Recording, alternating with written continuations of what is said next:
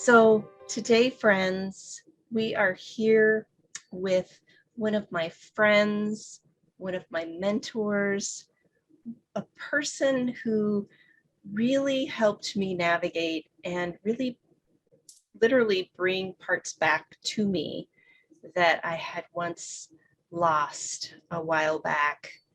And her name is Michele Ludstrom. When I say to you, all of you, about putting your attention on your intention, I just want you to see Michele's face because that's exactly what she does every day. So I always invite my guests in that I've had experiences with, that I know that they have wisdom to share because they too have had experiences. And Michele is of no exception. She has had several experiences in her life that she will share with us today. And also continuing growth that we all invite in our lives. So welcome, Michele. Thank you for being here. Oh, thank you so much for having me, April. I'm so excited to be here. Yes. And what a beautiful introduction. I'm honored. Yeah. Well, I just want our listeners and viewers to know just what a wonderful person, and just you really exhibit like your essence, like who you are. That's what you see is what you get, kind of thing, right? So and that's it's a little challenging sometimes to find people who are as authentic. So I so appreciate you being here, and also honored to just have you here and being with me. Yeah. So can you share with my listeners who aren't familiar with you and tell about your journey? Well, I guess to distill it down into a statement is I have been on a mission to understand healing and ways of healing and modalities of healing. And that has been a very long journey that started actually when I was a little girl. I guess the first speech I ever gave was about 5 years old. I was standing on the deck and I was trying to tell my parents how they should parent. And so I was giving a lecture to an imaginary audience of how to parent children. So I started very young. I ended up going into the military for several years, which gave me a beautiful opportunity to travel and see the world and see different parts of the world and get to experience more than just first world life experiences. So that was really an amazing part of my journey. And I found during that part of my journey that people would come to me to talk when they were having struggles, when they were having challenges, and that people would just open up to me, people that normally didn't open up. Well, later on, I figured out, oh, that's because I'm an empath. And they could feel that energy and they could feel that, that I would hold space. And that's something I just very naturally have always done is holding space. So that journey kind of post-military led me to get my master's in mental health counseling. And so I pursued that journey and became a mental health counselor and worked many years. I think I won't date myself with how many years, I'll just say a lot. During that time as a mental health counselor, I realized that not all the other therapists were doing the same thing that I was doing. I just knew things. And I just thought everyone just knew things. I really had never occurred to me that other people didn't just know things or have this connection with loved ones who had passed, or just kind of receive answers out of thin air when they asked questions. I thought that was really normal. So I started to utilize that in my therapy practice kind of undercover for many years. And so, people that would be watching me wouldn't necessarily know that I was using that intuition. That they would see, maybe they might say, like, how does she know how to ask that question? Or how did she know to kind of go there? Or my clients would say a lot to me, well, how did you remember that? Because a lot of times when I'd be doing a session, I don't really have the best memory. But what will happen is all of a sudden I will get this clairvoyant image in my mind of something they may or may not have told me. And I'm like, oh, I think this connects back with this. How do you feel about that? And so those kind of things, yeah. So it became this training for me in, developing my intuition and trusting my intuition. Yes, intuition is so powerful, and yet we tend to disregard it. People will get a feeling or, hear things. They just might think that's kind of crazy, or why am I thinking that? When it's really our intuition's working. And that's how you were able to connect so easily and support your clients, and also, I'm sure, navigating through life. Yes, navigating through life, it's very helpful. I learned hard lessons of not listening to intuition. I think we all have, right? Yes, and sometimes then when you listen, like, it's just uneventful. And so if there can be that, well, nothing happened. Well, that's good that nothing happened. Yes, Yeah. that's true. I love that point. Yeah. So often that happens. So yeah, on my journey, like doing that healing work for many, many years. And then I just felt like there was more. Like I was starting to feel like there were things that I knew could help people get unstuck, but I couldn't just lay that all out there with that licensure and that model of healing. And so I started seeking out other things. I became a Reiki master. I pursued becoming a shamanic practitioner and learning those tools and those modalities and how to weave that in. And while I was in shamanic practitioner training, I was struck by lightning. Yes, I remember that. That was pretty incredible. Please share about that. Yes. Um, it was a very unexpected thing. I was indoors, so I was not expecting that. And a storm just came out of nowhere, and a side flare. So I didn't get a direct strike, but I got a side flare strike, which is still a lot of electricity. It came off of a tree and through the window, melted the glass, and hit me in 3 spots in my back. And I had a really hard time reacclimating after that because there was just so much energy in my body. It was intense. Like I would just spend hours laying on the ground. And I sought out other healers and I talked to my guides, and I basically had to raise my vibration to match to be able to continue to inhabit my body. So over time, I've kind of gotten there. And as I figured that out, I realized as I was doing Reiki that a different energy began to run through me. And when I asked, I was told that this is a healing energy that I'm the divine channel of, that is this lightning medicine energy it's just beautiful to those who have experienced it. And I will intentionally kind of infuse some of that energy into this audio so that people can maybe experience a little bit of that. So any of you who maybe your ears just started ringing or felt a little sensation, or maybe felt nothing. Or yawning even, yawning. A lot of people, they discredit yawning, but that is really releasing energy that's built up. And that's your nervous system activating. So yes, and I was sharing with Michele before we logged on.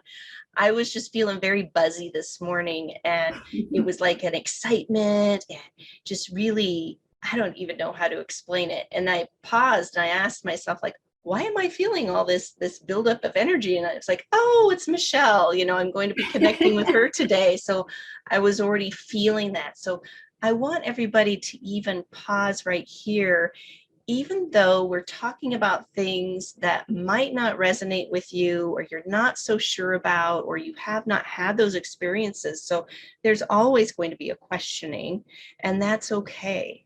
Okay. We're asking, or I'm asking you to just remember when you're with a friend or with somebody or in an environment that really lifts your spirits, that really gets you can even feel your energy rising up. You feel happy, you feel open, you feel spontaneous, you feel more alive. So that's the energy. That's the energy that Michele is here to hold space for us, with us right now. And also, we are all energy. I mean, you take a prick on your finger, look at your blood under a microscope, you can see those cells moving. That's energy. So it's not woo-woo. It's something about understanding more of the biology and energetic systems within you versus this is, I'm patting my hand if you can't see, if you're listening on a podcast, this is a hand, this is a desktop, just taking it for material value.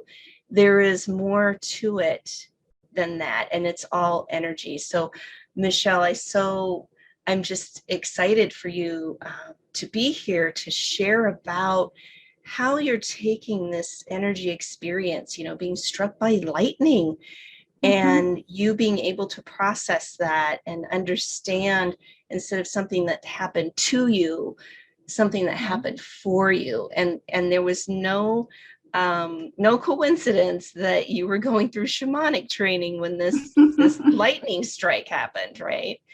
It's just that energy coming through and connecting to you. And yes, pun intended, there was a shock value, right? It woke you up. But also it allowed you to integrate that energy and work with it. So how have you noticed the difference between before and after with that surge of energy that you received? I feel like it helped me to just be more open to energy, to feel that much energy. Like I knew intellectually, I knew cognitively, and somewhat intuitively that we are all energy. We are made up of energy. We are this electromagnetic being. And when that happened, to feel that much intensity, and then to feel laying on the earth and how that grounded me, right? And knowing through my research that the earth is the #1 anti-inflammatory medicine on the planet, right? When we are inflamed internally, whether it's energetically or literally inflamed joints, laying on the earth helps to heal us, and it has to do with the ions, and there's a lot of science behind that. So you're right, this isn't woo-woo, this is all very real and it's very powerful in that I could have gone 2 different directions. When I went to the hospital, they wanted to pump me full of gabapentin and all kinds of medications. And there are times where those are really helpful for people, and I honor that. And that wasn't the right path for me. And I'm really grateful that I listened to my intuition. I do have nerve pain. I did have to relearn how to use my right arm and my right hand. Like, there have been a fair share of challenges. My heart had a lot of issues right after the strike, and the cardiologist was very concerned about me. And then I prayed for a healing. And the next time I went to the cardiologist, my heart was just fine. And so we can heal ourselves. We can ask for healing. We can receive that divine assistance anytime. All we have to do is ask. And fortunately, that was in the cards for me, right? Other things, it was like, okay, I need to learn something from this still. So there's still some challenges there. So it's not that I did something wrong or I didn't pray hard enough. I know intuitively that it's something where I'm still learning, and there's things that I can learn from some of the ways that the injuries still impact my life. But those were two very different paths. And I chose, right, the path of my whole focus in life has been like, how do I heal myself? And then how do I help heal others? And so my first instinct was, okay, how do I heal myself? How do I get that help from the planet and from, divinity, source, universe, whatever the higher power of your understanding is. Yeah, and that's so empowering too, that you made that choice for yourself, and you had to have been in a more of a you've worked so hard, not really hard, but you've put your attention on your intention of doing your practices, every day, to where you could be with your body and know and felt what was right and listen to your intuition, instead of somebody just walking down this, well, in the same situation in their office, having that flash of lightning strike and then being really freaked out about it. And maybe the clinical setting would be more appropriate for them because they don't know any better, or they haven't had the same experiences as you. So like you said, either way, people are getting healed. It's the empowerment of making that choice. And I really enjoy hearing how, yeah, you're not healed completely, but you're seeing that as part of the journey, and you're learning more about yourself in the process. Yes. I think that's a lot of people tend to get stuck in that, well, I prayed and I asked and I'm doing all this stuff, so why isn't it showing up for me? Right? When is this big shift going to happen? When is this change? Well, it's every day showing up for yourself, every day asking or wondering, what's going to show up for me today?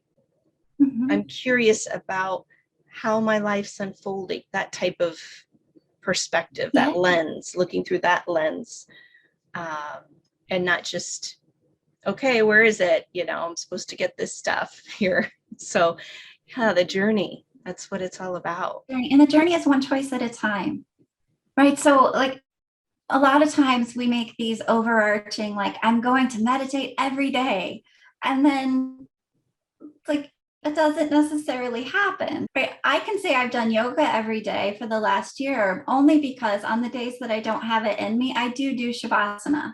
I do lay there and I breathe, because meditation is a part of my daily practice. And it's how I automatically start and end my day every day. So that helps me to be very in tune with my body too. And so because of all the practices that I had been doing leading up to that moment, certainly focusing on self-healing as well as getting diagnostics and, making sure that everything was okay, because I wanted to be very smart about it. Doing that healing work was very natural for me, because I am very in tune with my body at this point. There's a time in my life that would not have been true, that I would have needed all of the medical assistance in the world. Yeah, and it's not right or wrong. It's just recognizing where you're at. And so I have a question for you, Michele. For those that are listening that are curious and open to experience something, what would you recommend for them? I mean, a lot of people listen to stories and things and say, well, that's nice for them, but that's not me. Although they look at it and admire, right? They admire people that have had those experiences, but they themselves feel like they're standing on the outside of themselves, So how can you give some suggestions or recommendations for somebody who is curious and open to start that journey for themselves? I would say one of the easier places to start is with the heart. Um, so one way to do that is to think about someone or something, right? Like I use my dog for this a lot, and he's on my lap right now. So I've got a 10-month-old puppy who's behaving really well here. And as I think about my love for him, and I put my hands on my heart, and I breathe into my heart. And when I say breathe into the heart, right, it's like taking a breath, but setting the intention of your awareness onto the heart and breathing in and just setting the intention that as I breathe in and I can feel my chest rise and I feel that expansion of the air, that I'm expanding the heart energy, which is the heart chakra, if you're open to that, and expanding that energy out helps us to be in a more loving, centered presence. Definitely. And And I it's hope very everybody, can pause here and do that right now with us. Yeah, just if you're in a place that you feel comfortable to do that, placing your hands on your heart. And just as Michele said, just breathing into that, picturing someone or something that brings you right to your heart space. It can be a plant, an animal. Yeah. Can you continue that a little bit with us, Michele, just to give them a feel for this? Yeah, so continuing to breathe into that heart and just feeling that expansion and just setting the intention that maybe cover your whole body, almost like an egg of heart light around your body. Just expanding that as you breathe. And it's just setting the intention, and you may sense it. You may just know it. For some, you may see it. For some, you may taste it. And you just experience it however you experience it. There's not a right or a wrong way. And if you're in a place where there's no other people and you want to make that a little bit bigger, or encapsulate an animal or a plant nearby and just see what that feels like and breathe that. And then just setting the intention that heart energy just kind of stay wherever you want that, expanded either in your chest or around your body, or even a few feet out away from your body. And as you do that, just notice some of the muscles in your body beginning to relax as you just inhale and expand that energy of your heart. That's that love energy. That's that energy that helps us to feel content. Now we're shooting for content here. We're not shooting for joy or happy. We're just content. Very good. And then whenever you're ready, if you're closing your eyes, just take a deep breath and then open them and return to this podcast. That was very simple yet powerful, and I could feel. I'm in Wisconsin right now, so we have trees throughout the RV park. And as you said, expanding it, a few feet out, connecting with plants. Right away, I went to this tree over here, and it's just like, just gives you a little bit more freedom, open, and just as you said, relaxes the body, resets the nervous system, and allows you to breathe easier, right? Yeah. Detoxifies. And going back to what you said earlier about working with the earth energy and how that also helps with inflammation and detoxing. Yes. Yeah. So I also want to ask you to share more about your artistry with the Organites. Well, your artistry and Organites, I should say, right? Because they're one and the same. And speaking of energy and grounding, I commissioned a piece from Michele, and it was of the chakras. Those of you who are familiar with it, if not, that's okay. It was just lovely colors. But as you looked at it, it felt like it was moving, and it was just a gorgeous piece. And also, I have had Michele I've commissioned her to create organites for my Reiki students. When they complete their training, I gift them a piece of Michele, so to keep that energy going. So as we're talking about energy and we're talking about grounding and connecting and healing, can you share more about Organites and how that can support people, and what they are? First of all, some people might not even know what Organites are. Yeah, so for those who are, I'll just show an example for those of you that are on YouTube. This is a Nubian pyramid. And what's in it?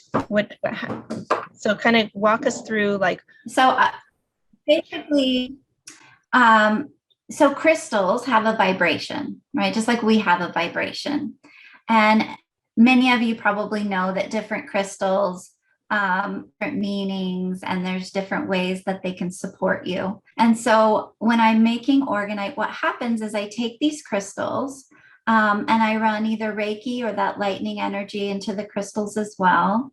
And when you take crystals and metals and you compact them in resin, there is this energy that is really quite incredible. It helps with many, many things.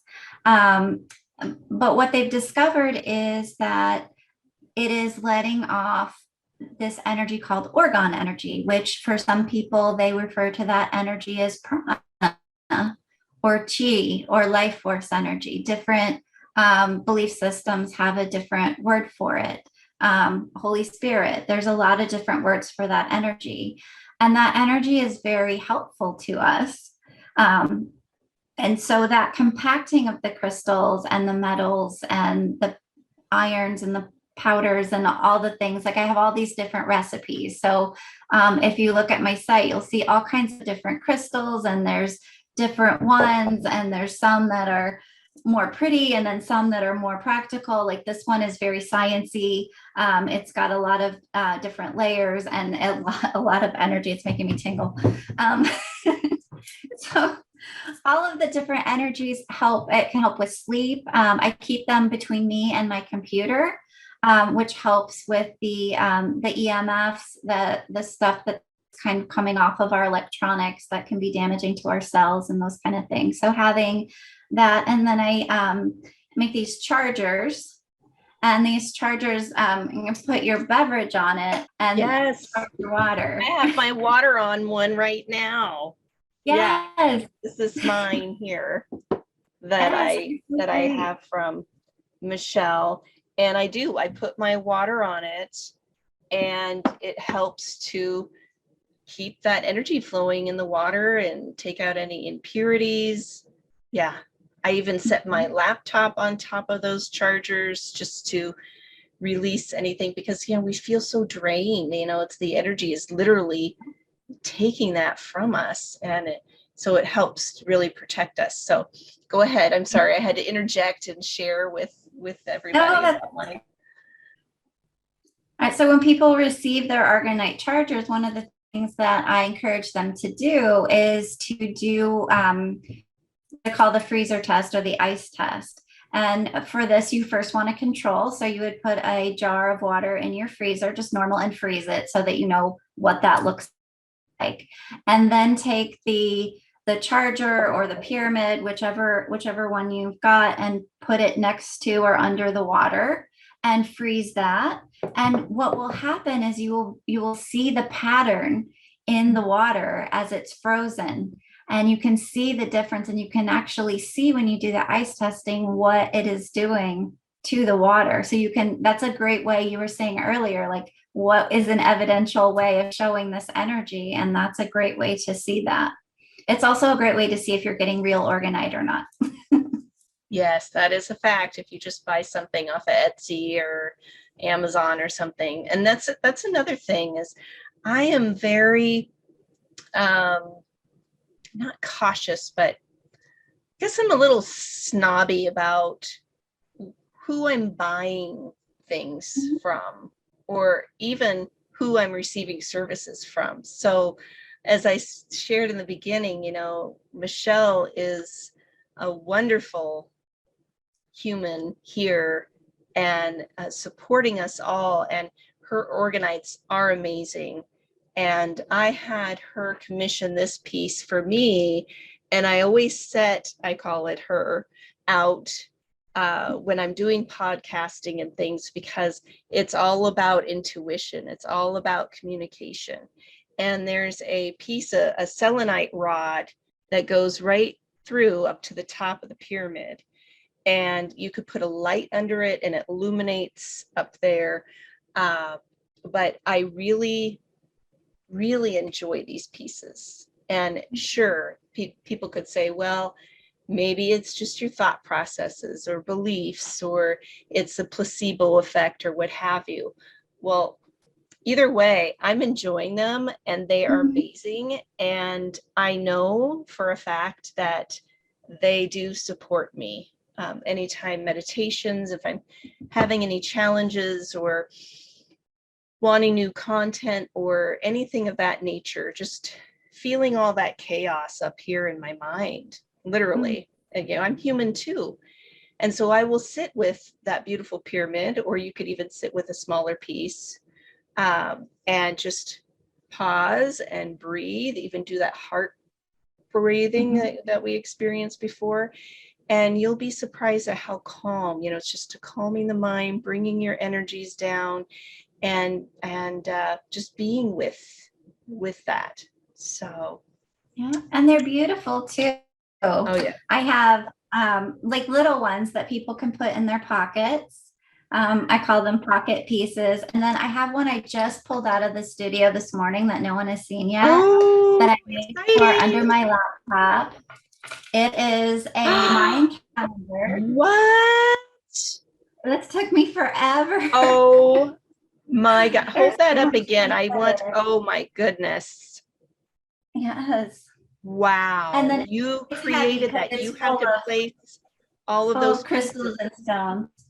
Oh my goodness. People, you need to see this on YouTube. If you're just listening to the podcast, it is incredible, intricate. It reminds me of the Mayan calendar. It is a Mayan calendar. Oh, okay.